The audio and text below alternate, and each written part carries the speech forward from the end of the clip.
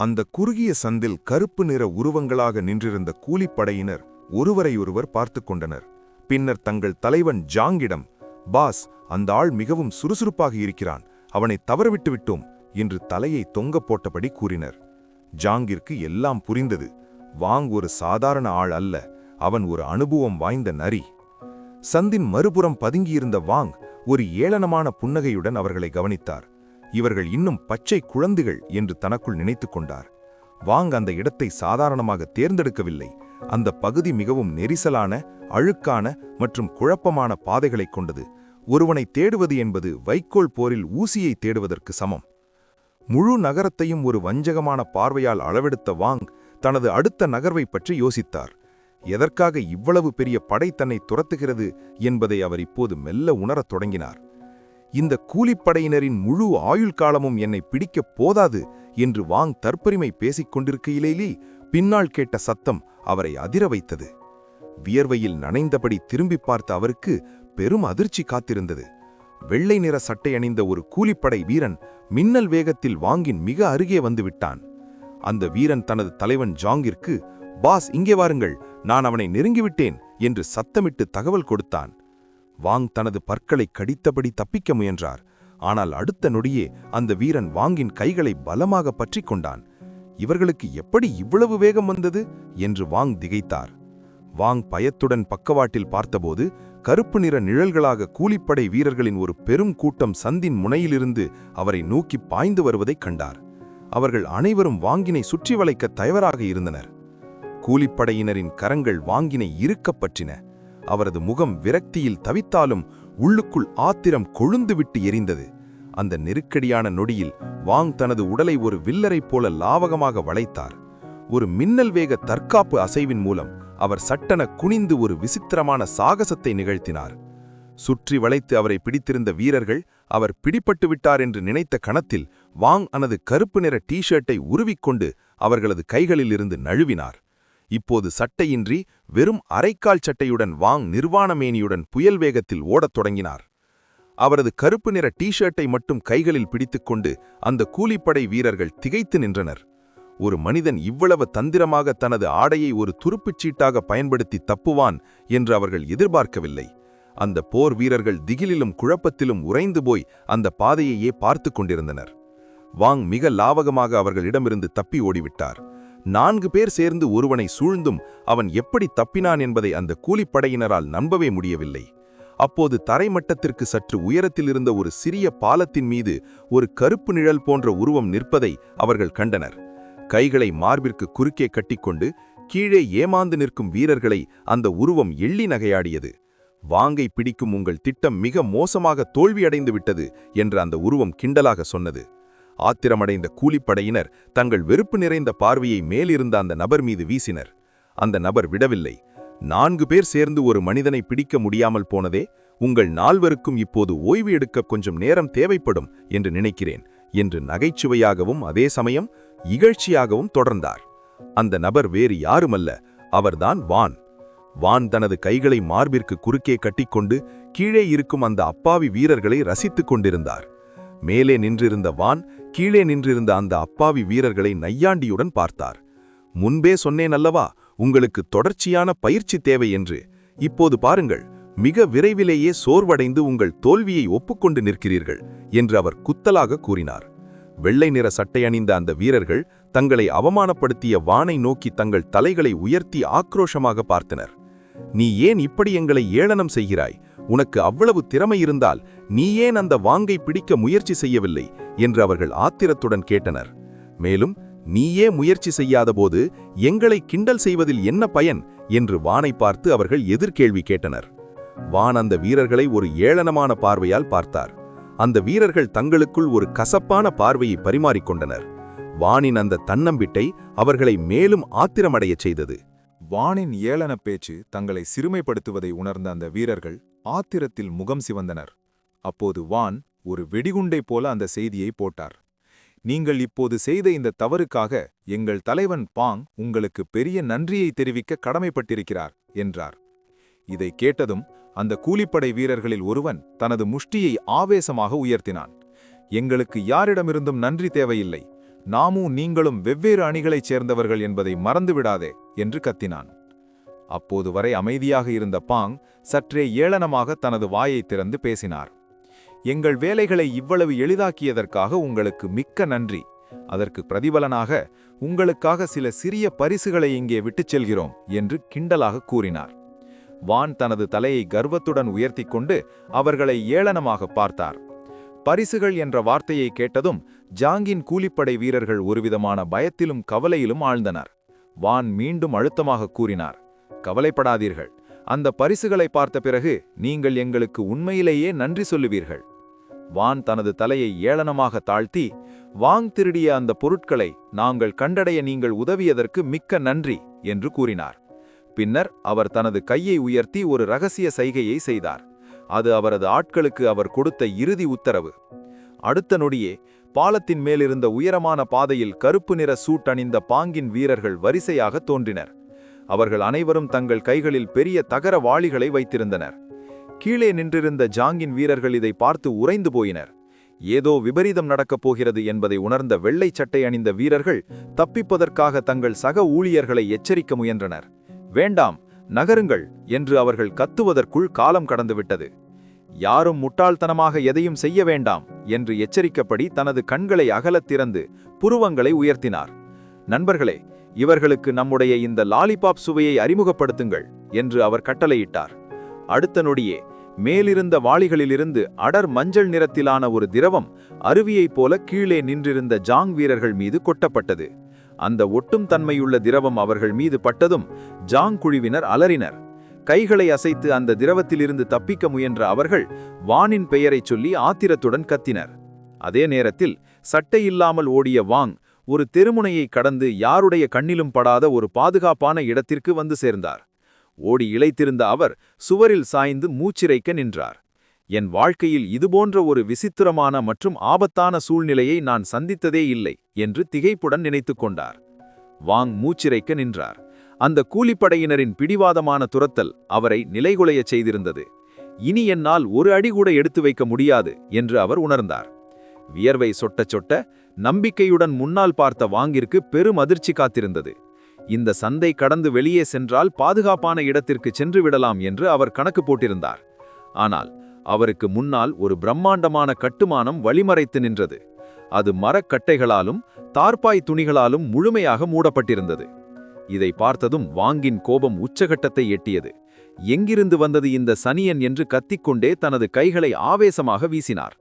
இந்த சந்தில் இப்படி ஒரு கட்டுமான பணி நடக்கும் என்று அவர் எதிர்பார்க்கவே இல்லை. எல்லோரும் நிம்மதியாக வாழும்போது திடீரென்று ஏதாவது மாற்ற வேண்டும் என்று இவர்களுக்கு ஏன்தான் தோன்றுகிறதோ என்று அந்த நகர நிர்வாகத்தின் மீது தனது ஆத்திரத்தை கொட்டினார். ஒரு கணம் வாங் திகைத்து நின்றபோது குப்பை கூளங்களுக்கும் மரப்பெட்டிகளுக்கும் நடுவில் ஒரு கருத்த உருவம் தன்னை நோக்கி பாய்ந்து வருவதை கண்டார். அது ஒரு மனிதனைப் போல தெரியவில்லை. மாறாக பசியோடு வேட்டையாடும் ஒரு கோபமான கரடி போல கோரமான முகத்துடன் அவரை நெருங்கிக் கொண்டிருந்தது. வாங் பயத்தில் உறைந்து திரும்பி பார்த்தார். அங்கே கருப்பு சூட் அணிந்த ஜாங் ஆத்திரத்தில் மூச்சிறைக்கு ஓடி வந்து கொண்டிருந்தார். ஜாங்கின் கண்களில் இருந்த அந்த தீப்பொறியை கண்டதும் வாங்கிற்கு ஒன்று மட்டும் உறுதியானது. தான் மறைத்து வைத்திருந்த ரகசியங்கள் அனைத்தையும் ஜாங் எப்படியாவது தெரிந்து கொண்டு விட்டார். அதே நொடியில் அந்த சந்தில் இருந்த ஒரு வீட்டின் கூரையிலிருந்து மற்றொரு கருப்பு நிழல் மின்னல் வேகத்தில் இறங்கியது. அது பாங். அவர் ஒரு சிறு சத்தமுமின்றி ஒரு பருந்தை போல வானிலிருந்து அந்த மோதல் களத்திற்குள் குதித்தார். பாங் அந்த சுவரிலிருந்து ஒரு சத்தமுமின்றி ஒரு நிழலைப் போல தாவி இறங்கினார்.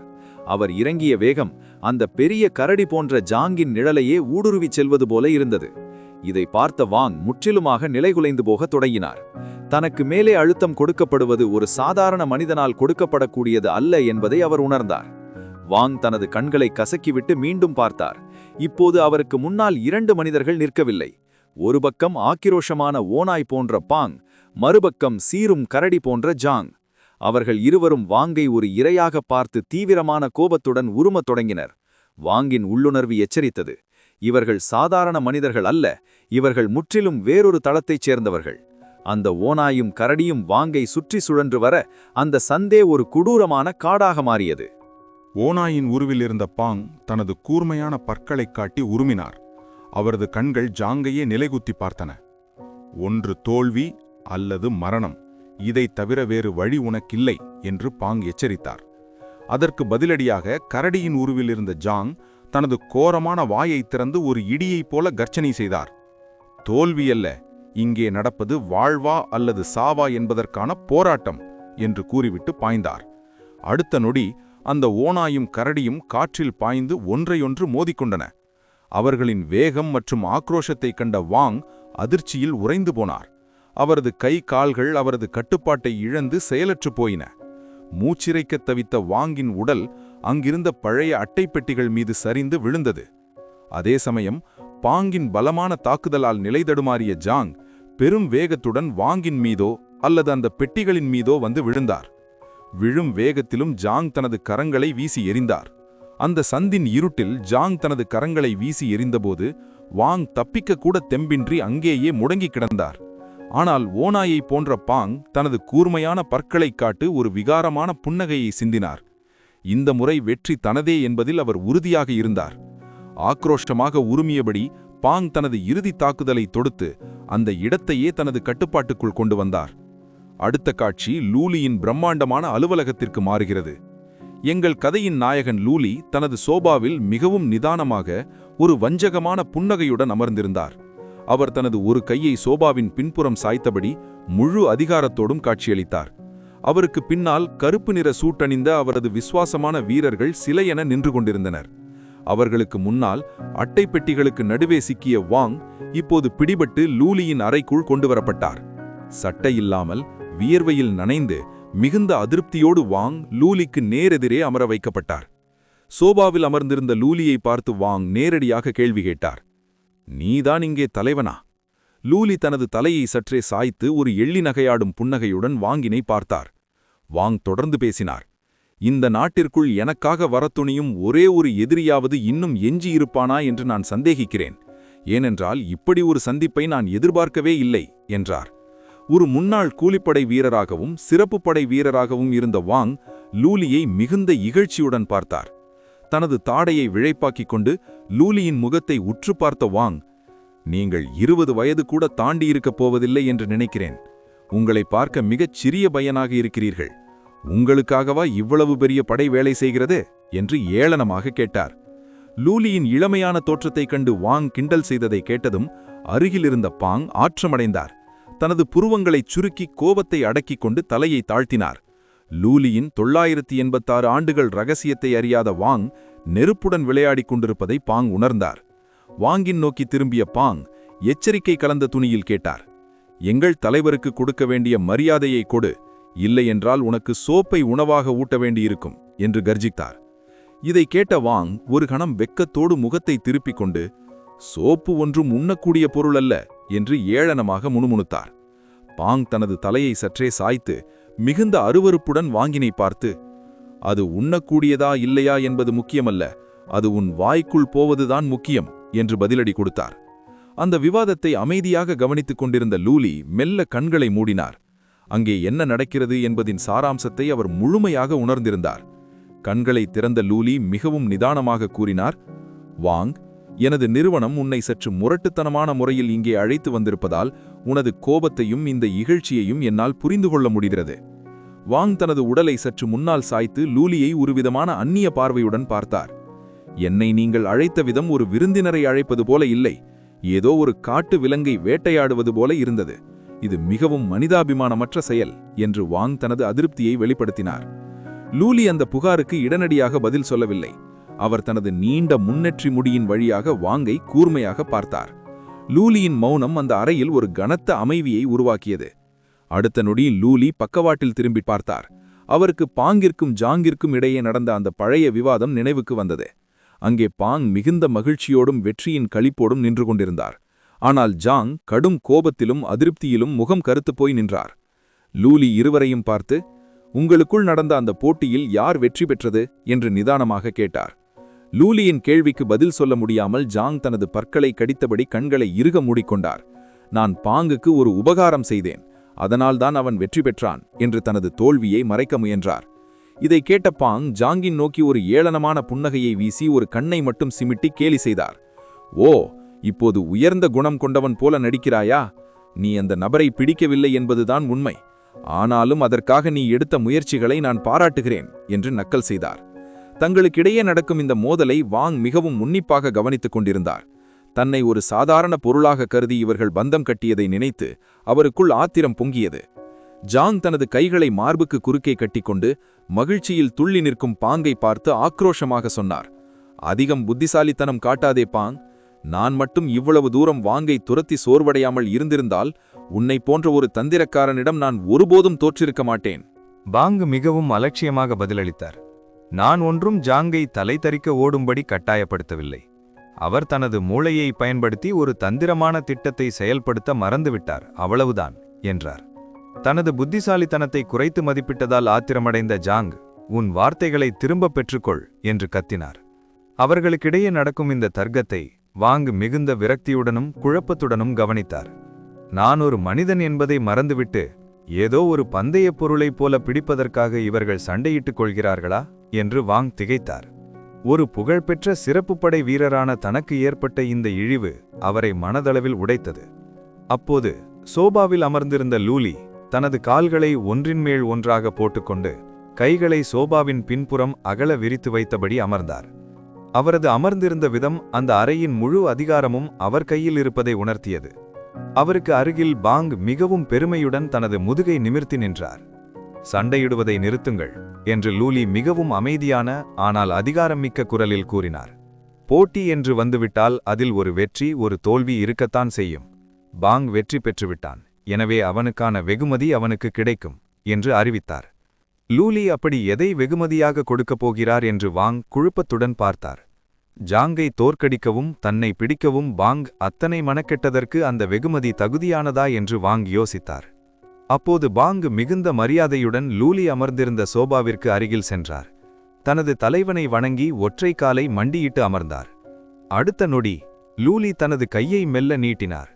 திடீரென்று அந்த அறை முழுவதும் ஒரு பிரகாசமான வெள்ளை ஒளி பரவியது. வாங் பயத்திலும் திகைப்பிலும் உறைந்து போனார். லூலியின் கைகளிலிருந்து வெளிப்பட்ட அந்த ஒளி பாங்கின் தலையை சுற்றி கவசமாக மாறியது. அந்த வெள்ளை ஒளி பாங்கின் உடல் முழுவதும் ஊடுருவியது. பாங் ஒரு விசித்திரமான நிலையை உணர்ந்தார். அவரது கண்கள் சாதாரண மனிதர்களுடையது போல இல்லாமல் ஒரு மின்னல் வேக மாற்றத்தை சந்தித்தன. லூலி தனது புருவங்களை சற்றே சுருக்கி மிகுந்த எதிர்பார்ப்புடன் அந்த மாற்றத்தை கவனித்துக் கொண்டிருந்தார். சுற்றியிருந்த மற்ற வீரர்களின் நீல நில நிழல்கள் வியப்பிலும் திகைப்பிலும் பல்வேறு உணர்ச்சிகளை வெளிப்படுத்தின.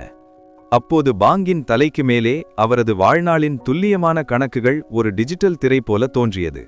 பாங்கின் தற்போதைய நிலை: வயது 23 ஆண்டுகள், மீதமுள்ள வாழ்நாள் 20 ஆண்டுகள் 26 நாட்கள் 10 மணி நேரம் 18 நிமிடங்கள் 14 வினாடிகள். லூலி தனது கையை வைத்திருந்த அந்த தருணத்தில் அந்த எண்கள் மிக வேகமாக மாறத் தொடங்கின. லூலி தனது நித்தியத்துவ கிளப் சக்தியின் மூலம் பாங்கிற்கு புதிய ஆயுளை பரிசாக வழங்கிக் கொண்டிருந்தார். பாங்கின் தலைக்கு மேலே மின்னிக் கொண்டிருந்த அந்த உயிரியல் கடிகாரம் ஒரு நிட நிலை பெற்றது. லூலியின் தொடுகுதலுக்கு பிறகு எண்கள் முற்றிலும் மாறியிருந்தன. பாங்கின் புதிய வாழ்நாள் நிலை: வயது 23 ஆண்டுகள், மீதமுள்ள வாழ்நாள் 25 ஆண்டுகள் 26 நாட்கள் 10 மணி நேரம் 18 நிமிடங்கள் 2 வினாடிகள். லூலி சரியாக 5 ஆண்டுகளை பாங்கிற்கு பரிசாக வழங்கியிருந்தார். அந்த ஒளியின் தாக்கம் குறைந்ததும் பாங் மெல்ல தனது உணர்வுகளுக்கு திரும்பினார். ஒரு நீண்ட மூச்சை வெளியிட்டார். அவர் இன்னும் அந்த மண்டியிட்ட நிலையிலேயே தரையை பார்த்தபடி இருந்தார். பாங்கின் உதடுகள் மெல்ல அசைந்தன. நான் நன்றாக இருக்கிறேன், என்னுள் ஒரு புதிய ஆற்றலை உணர்கிறேன் என்று முணுமுணுத்தார். ஒரு வஞ்சகமான அதே சமயம் மிகுந்த திருப்தியான புன்னகையுடன் தனது எஜமானர் லூலியை பார்த்து, மிக்க நன்றி என் தலைவரே என்று நன்றி கடன் செலுத்தினார். இதையெல்லாம் பார்த்து கொண்டிருந்த வாங் குழப்பத்தின் உச்சத்திற்கே சென்றார். ஒரு முன்னாள் சிறப்புப்படை வீரரான அவருக்கு தர்க்க ரீதியாக எதையும் யோசிக்க முடியவில்லை. ஆனால் ஒன்று மட்டும் அவருக்கு தெளிவாக புரிந்தது: பாங்கின் ஆயுட்காலம் கண்கூடாக அதிகரித்திருக்கிறது. லூலி தனது சோபாவில் மிகவும் நிதானமாக அமர்ந்து கைகளை மார்புக்கு குறுக்கே கட்டியபடி வாங்கை பார்த்தார். பாங்கிற்கு நடந்த அந்த அமானுஷ்ய ஆயுள் மாற்றத்தை கண்ட வாங் இதுவரை இல்லாத அளவுக்கு பயந்து போயிருந்தார். ஒரு மூலையில் ஒடுங்கி அமர்ந்திருந்த அவர் லூலியின் பார்வையைக் கண்டு நடுங்கினார். தன் பயத்தை மறைக்க முயன்ற வாங் தொண்டையை சுத்தம் செய்தபடி கையை தனது வாயின் மேல் வைத்துக் கொண்டார். என்னை தேடி நீங்கள் ஏன் இந்த பகுதிக்கு வந்தீர்கள்? நான் உங்களுக்கு என்ன செய்தேன் என்று மெல்லிய குரலில் கேட்டார். லூலி மிகவும் அமைதியாக பதிலளித்தார். நீ உனது எதிரிகளிடமிருந்து தப்பிக்க சட்டவிரோதமாக மீண்டும் உனது தாயகத்திற்கு திரும்பியிருக்கிறாய் என்பது எனக்கு தெரியும். எனது தகவல்களின்படி உனக்கு உலகம் முழுவதும் பல வலிமையான எதிரிகள் இருக்கிறார்கள் என்றார். இதை கேட்டதும் வாங் திடுக்கினார். தனது கைகளை முழங்கால்களின் மேல் வைத்தபடி லூலி தன்னை பற்றி எவ்வளவு ஆழமாக தெரிந்து வைத்திருக்கிறார் என்பதை எண்ணி வியந்தார். ஒரு முன்னாள் சிறப்பு படை வீரரான தன்னை ஒரு சாதாரண இளைஞன் இவ்வளவு துல்லியமாக வேட்டையாடியிருப்பது அவருக்கு பெரும் அதிர்ச்சியை தந்தது.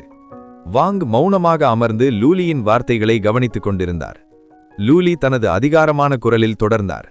உனது ரகசிய தகவல்கள் எல்லாம் ஒரு சல்லடையின் விழியாக நீர் கசிவது போல கசிந்துவிட்டன என்றார். இதை கேட்டதும் வாங்கின் முகம் மாறியது. ஆத்திரத்திலும் வேதனையிலும் தனது புருவங்களை சுருக்கி அவர் எழுந்து நின்று தனது கைகளை இடுப்புவாரின் மேல் வைத்தார். நானும் என் தோழர்களும் வெளிநாடுகளில் போர்க்களத்தில் இருந்தபோது எத்தனையோ முறை கத்தியின் முனையில் நடந்திருக்கிறோம். அவர்கள் எனக்கு துரோகம் செய்திருப்பார்கள் என்பதை என்னால் நம்பவே முடியாது என்று ஆவேசமாக கூறினார். வாங் தனது தோழர்கள் மீதான நம்பிக்கையை தற்காத்து பேசினாலும் லூலியின் கையில் இருந்த ஆதாரங்கள் அவரை நிலைகுலைய வைத்தன. லூலியின் அமைப்பு வாங்கின் எல்லா அசைவையும் அவரது தோழர்களின் எல்லா துரோகத்தையும் நிழலை போல தொடர்ந்து கண்காணித்து வந்திருக்கிறது.